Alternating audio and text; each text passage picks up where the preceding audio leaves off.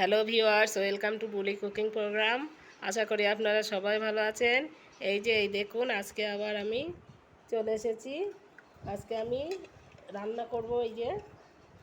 এতে রাজমা আছে, মটর আছে আর কাবলি ছোলা, তিনটে একসঙ্গে আমি ভিজিয়ে রেখে দিয়েছিলাম। এখন এটা আমি ধুয়েও নিয়ে চলে এসেছি। এই কাবলি ছোলা, রাজমা আর মটর, এই তিনটে একসঙ্গে রান্না করলে কিন্তু খেতে খুবই ভালো লাগে। প্রথমে আমি এইগুলো সব নিয়ে নেব।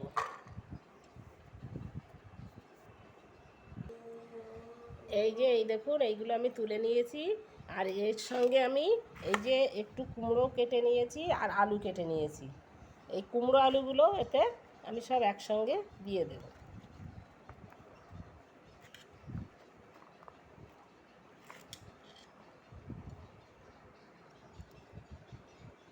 পেঁয়াজ, এখন আমি এতে একটু পেঁয়াজ আর কাঁচা লঙ্কা এইগুলো দিয়ে দিলাম।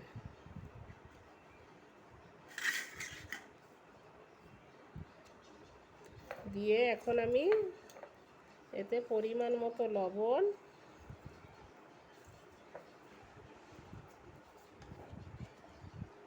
আর হলুদ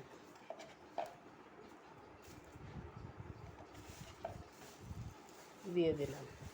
দিয়ে এটা একটু ভালো করে মাখিয়ে নেব।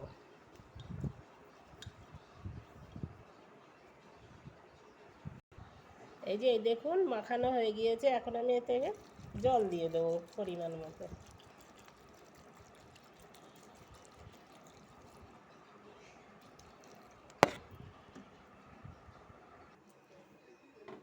এই দেখুন, প্রেসার কুকারে চাপিয়ে দিয়েছি। এখন আমি ঢাকনা দিয়ে এটাকে সিদ্ধ করে নেব।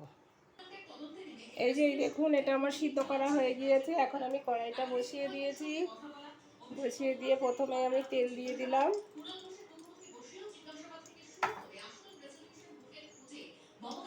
তেল দিয়ে চারটে এলাচ, দারচিনি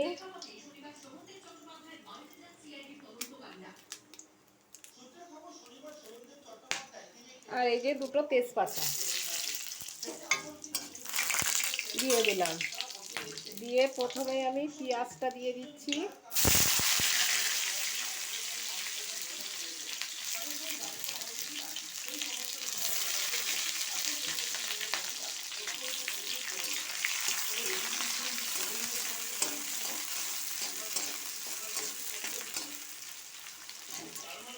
পেঁয়াজটা দেওয়ার পর রসুনটাও দিয়ে দিলাম।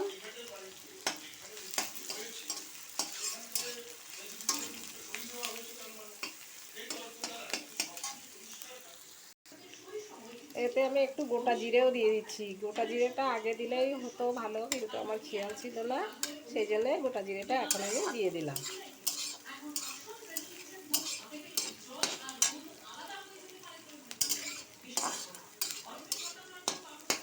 এখন আমি এটা একটু ভাজা ভাজা করে নেব।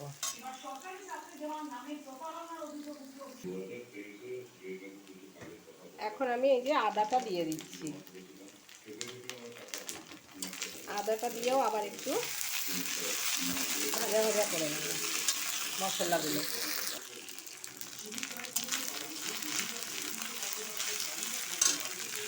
মশলাটা হয়ে গিয়েছে, এখন আমি এটা ঢেলে দেবো।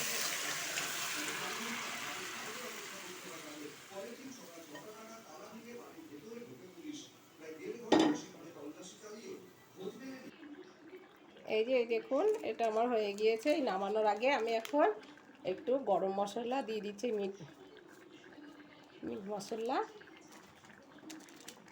আর ম্যাগি মশলা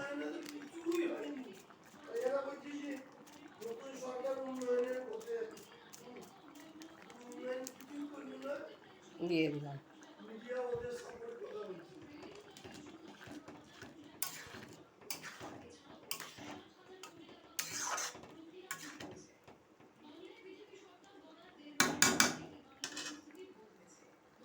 ব্যাস। আর যারা এতক্ষণ ধরে দেখছেন তাদের অবশ্যই ধন্যবাদ। কেউ যদি নতুন হয়ে থাকেন তাহলে প্লিজ লাইক, শেয়ার, সাবস্ক্রাইব করে আমার পাশে থাকবেন। আর কেমন হয়েছে এই যে আমার এই হচ্ছে চানা কাবলি ছোলা, মটর আর রাজমা রাজমা দিয়ে, কুমড়ো দিয়ে, আলু দিয়ে একসঙ্গে এই রেসিপিটা। কমেন্টসে জানাবেন। আপনারা ভালো থাকুন, সুস্থ থাকুন। ওকে, বাই। আর এটা কিন্তু খেতে খুবই ভালো লাগে, রুটির সঙ্গেও ভাতের সঙ্গেও, যেটা দিয়ে খাবেন সেটাই কিন্তু খেতে খুবই ভালো লাগে।